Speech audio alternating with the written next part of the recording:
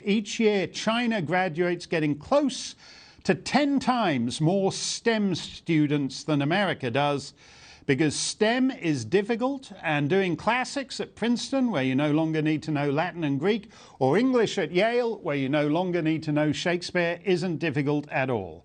Chinese educators think math is important. American educators think math is racist. It's not hard to see where this ends.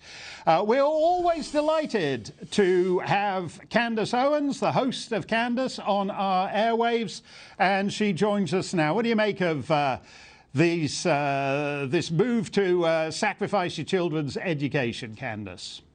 It's just becoming increasingly more bizarre. First and foremost, the self-flagellation that goes on in these communities and pretty much sums up Beto O'Rourke, who seems to be a political masochist. But then when you talk about what they're actually calling for, it's interesting because you could identify this as the bigotry of low expectations. They're saying that Black Americans aren't smart enough to get into these schools by their own merit, right? So there's that going on. But here's what's more interesting. It's worse than the bigotry of low expectations. It's the bigotry of no expectations in reality, because we already have affirmative action. We haven't done away with affirmative action. So they're already more likely to give a spot in a school to a Black American who has grades that are lower than a white American. That already exists, and they're saying that's not even enough, right? We need you to just remove white people from the school. And of course, obviously pointing to the obvious, which is that they never think through any of their policies long term, because it makes no sense. What you're saying is make sure these white people cannot go into any Ivy League schools. Okay, well then they're not going to be Ivy League schools anymore, right? If you're saying now you just want to make sure everybody there has brown skin, and you know fully well that Asian Americans,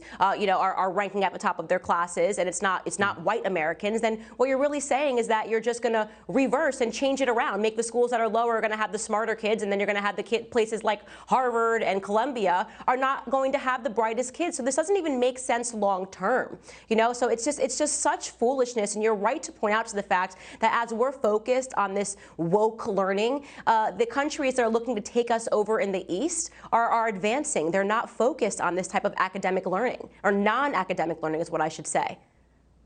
Absolutely, that's the right word. How long? I mean, I'm not sure there's a delicate way to put this, Candace, but there's a contradiction, isn't there? Because we're told incessantly America is the most racist place on earth, historically racist for centuries. It will require at least half a millennium to get the racism out of the system. And yet, whenever you see any news stories from the southern border, there are Ghanaians, there are Gambians, there are people from majority Black countries all trying to flee, all trying to break into the most racist nation on earth. What's the deal with that? Right. It seems increasingly bizarre. And listen, I'll give them credit. America, with liberals and progressives at the helm of it, is certainly becoming an increasingly more systematically racist country. That's what they want. That's what they're asking for. That's exactly what this open letter is demanding. We want more systemic racism. We want people to focus on skin color and make sure people are segregated according to their skin color. They want every action in this country to be informed by the color of people's skin. I mean, just look at that, what you just showed, that montage of Beto talking about his white privilege. Do you know what I hear when a white person looks at me and says, I have privilege because I'm white? That's racist. You're saying to me, Candace, you're a Black girl, so you don't understand. I'm better than you in this society. That's the very definition of racism. And that's exactly what wokeism is. It's not even a close cousin to racism. It is it by a different name. Well, that's very well put, Candace. And you're right, there's the element of racial condescension when Beto says that to you. Thank you, as always, Candace Owens. You know the name of this show, Tucker Carlson Tonight?